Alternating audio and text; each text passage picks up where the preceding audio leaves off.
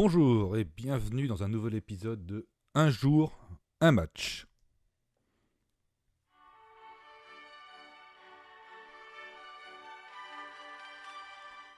Vous reconnaissez? C'est la douce musique de la Ligue des Champions.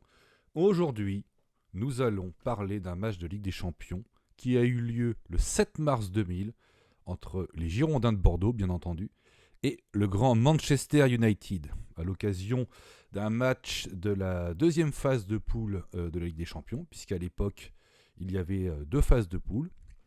Donc à l'issue de la première, Bordeaux a terminé deuxième de son groupe, avec 12 points, soit le même nombre de points que le Sparta Prague, qui a terminé premier, mais le Sparta Prague avait une meilleure différence de but, plus 8 contre plus 3 pour les Girondins de Bordeaux. Donc lors de cette première phase de poule, les Girondins ont obtenu 2 matchs nuls 0-0 contre le Sparta Prague, ont obtenu 2 victoires 2-1 contre le Spartak Moscou, et ont obtenu une victoire 3-2 contre Willem II. Et les Girondins ont concédé le match nul 0-0 là-bas. Donc, lors de la deuxième phase de groupe, Bordeaux se retrouve dans une poule sacrément corsée, puisque les Girondins tombent avec Manchester United, donc le FC Valence. Alors le FC Valence, c'est un peu une inconnue, notamment pour moi, parce que je ne suivais pas trop le championnat espagnol, mais c'était une sacrée équipe. On l'a bien vu lors des deux oppositions entre les deux clubs, puisque Bordeaux avait perdu 3-0 à Mestalla et s'était incliné 4-1 à l'Escure. Et puis Valence qui atteindra la finale de cette édition contre le Real Madrid, et une édition qui sera remportée par le Real Madrid. Mais Valence avait des joueurs assez incroyables dans son équipe, comme Claudio Lopez, attaquant virevoltant argentin, Gesca Mendieta, milieu infatigable droit espagnol, Kili González, Farinos Gérard, Jocelyn Angloma, que les Français connaissent bien, puisqu'il a été international français.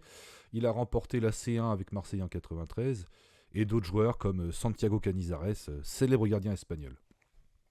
Donc, Bordeaux se retrouve avec ces deux équipes, puis avec une équipe italienne, la Fiorentina, où évoluaient Rui Costa, Gabriel Batistuta et Enrico Chiesa, dont on a parlé précédemment lors du match entre les Girondins et Parme. Donc Bordeaux va connaître un début de deuxième poule assez compliqué, puisqu'ils vont s'incliner 3-0 à Mestalla contre Valence. Ils vont faire match nul 0-0 contre la Fiorentina, même si Bordeaux aurait pu bénéficier d'un penalty sur une main de Di Livio qui n'a pas été sifflé par l'arbitre. Et les Girondins vont s'incliner 2-0 à Manchester United, à Old Trafford, lors d'un match où Bordeaux aurait pu égaliser, même ouvrir le score. Je ne sais plus trop quand survient l'action.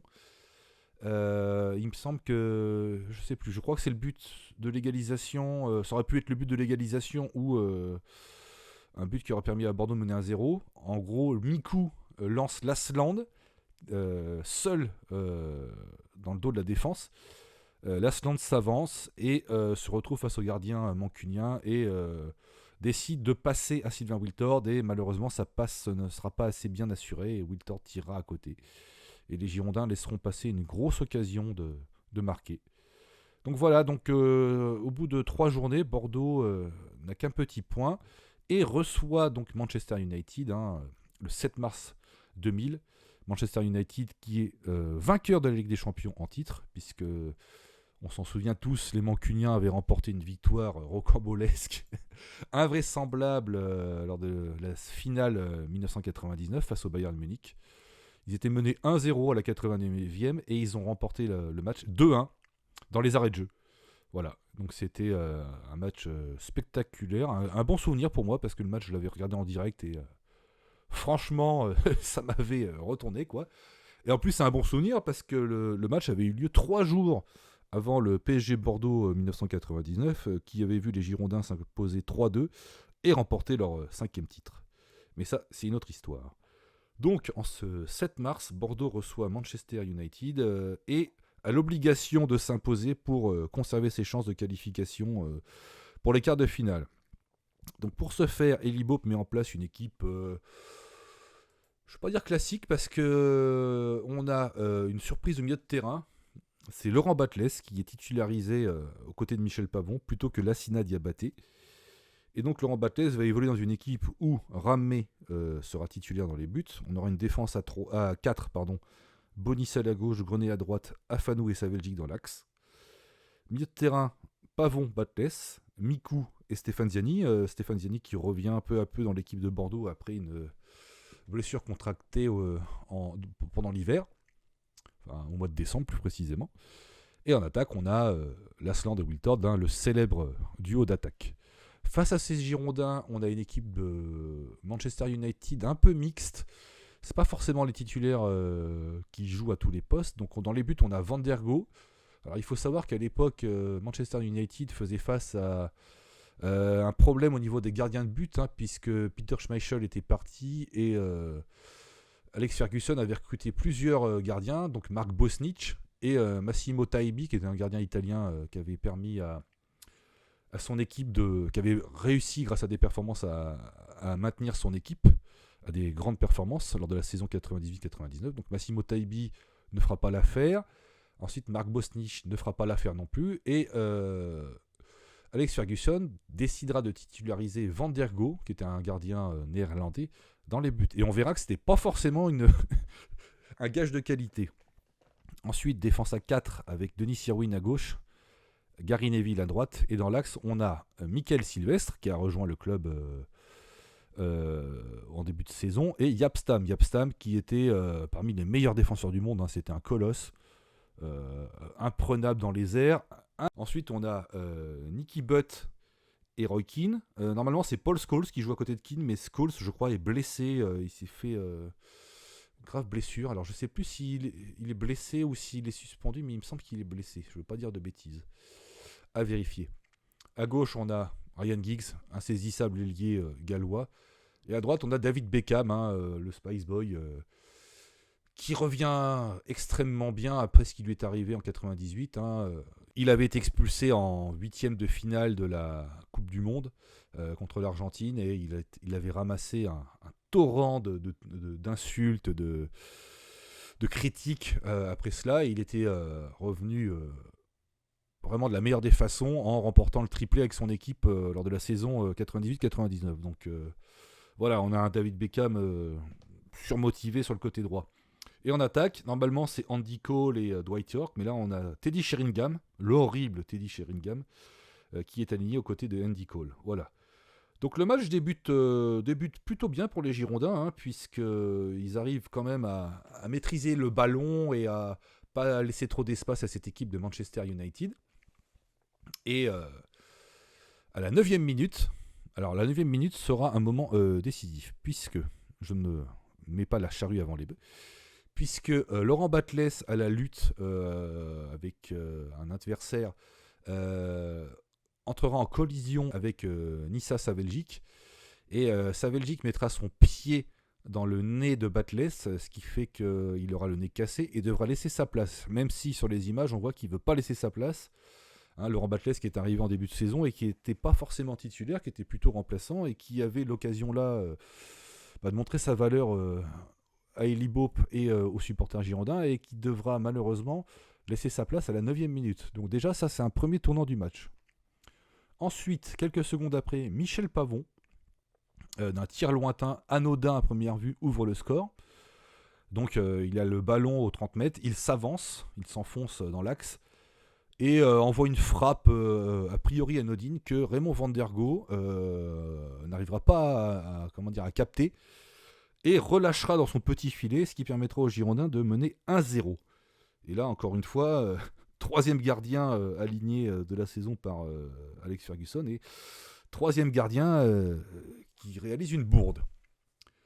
Ensuite, les Girondins vont maintenir leur emprise sur le match. Malheureusement pour eux, à la 23e minute, Lilian Lasland est copra de 2 cartons jaunes. Le premier pour avoir râlé suite à un hors-jeu sifflé par l'arbitre de touche. Et le deuxième pour un tacle qui fait immédiatement suite à ce carton jaune. Il voudra tacler le ballon pour empêcher Beckham de relancer. Il va toucher un petit peu le pied de l'anglais, mais Beckham va jouer le coup. Enfin, j'ai pas envie de dire bien jouer le coup, mais il va en rajouter. Se rouler par terre de douleur, et Lasland ramassera et copera un deuxième carton jaune et sera expulsé. Donc, deuxième tournant du match, après la sortie de Batless qui change la disposition tactique de l'équipe. Là, c'est une expulsion et Bordeaux va devoir jouer à 10 contre 11 pendant plus d'une heure. Voilà. Mais les Girondins vont tenir bon et même mettre en difficulté cette équipe de Manchester United. Même si Roy Keane égalise à la 30... je crois que c'est la 33e, je ne veux pas dire de bêtises. Oui, c'est la 33e minute. Il est hors jeu, mais c'est pas grave. Il marque en 2 fois, il égalise en 2 fois, voilà. Et Bordeaux et Manchester rejoignent la pause, atteignent la pause sur le score de 1 partout. Ensuite, les Girondins font tout ce qu'ils peuvent pour inscrire un deuxième but. On pense notamment à Sylvain Wiltord qui se procure 2 belles occasions et qui met en difficulté, grandement en difficulté Yapstam par sa vivacité. Il frappera à côté du but et en fin de match, il enverra une frappe enroulée qui passera juste à côté du poteau de Van der Go. Yoann Mikou, suite à un raid solitaire, frappera sur le poteau. Mais les Girondins ne parviendront pas à mettre cette équipe, à prendre en défaut cette équipe de Manchester United et inscrire un deuxième but. Et malheureusement, dans ces cas-là, ce qui arrive, c'est quand on joue face à une équipe habituée du haut niveau, qui chaque week-end est attendue sur tous les terrains où elle joue et chaque mercredi ou mardi est attendue de pied ferme par ses adversaires européens. Voilà, ce qui arrive avec une équipe comme ça, qui forcera pas trop lors de ce match, je tiens à le dire, qui forcera pas trop, qui accélérera plusieurs fois, mais qui voudra pas, qui laissera un peu le ballon aux Girondins et qui jouera pépère, sur un rythme pépère. Ils seront pas trop pressés, les Mancuniens, et voilà, ce qui devait arriver arrivera. Dégagement de Van der Go à la 84e. Ole Gunnar Solskjaer qui vient de rentrer sur le terrain prend le ballon, élimine un défenseur et d'une frappe ajustée dans le petit filet donnera l'avantage définitivement à son équipe. Et là, je peux vous dire que pour avoir été au match, c'est un moment pas simple à vivre, parce qu'il y a un silence de plomb sur l'escure qui est perturbé par les des supporters mancuniens. Donc sans forcer, cette équipe de Manchester s'imposera, mais si je parle de ce match, c'est pour saluer la performance des Girondins qui, pendant 1 heure à 10 contre 11, malmèneront cette équipe de Manchester, se procureront beaucoup d'occasions, 3 grosses occasions, 2 par Wiltord et 1 par Mikou avec sa frappe sur le poteau, et qui, si Batless était resté sur la pelouse, peut-être qu'il aurait pu amener un peu plus de lien entre les lignes.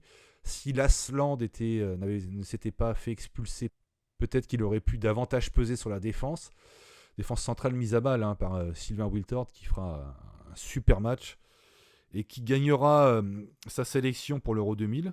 L'Euro 2000 remporté par la France grâce à un but de Sylvain Wiltord qui permettra en finale à la France d'égaliser dans les arrêts de jeu et de remporter le match par la suite et la compétition par la suite.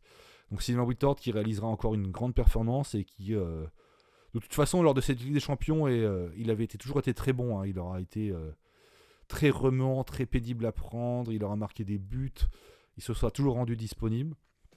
Donc en partie grâce à Wiltord, les Girondins mettront cette équipe de Manchester en difficulté et rendront une nouvelle fois fiers les supporters girondins.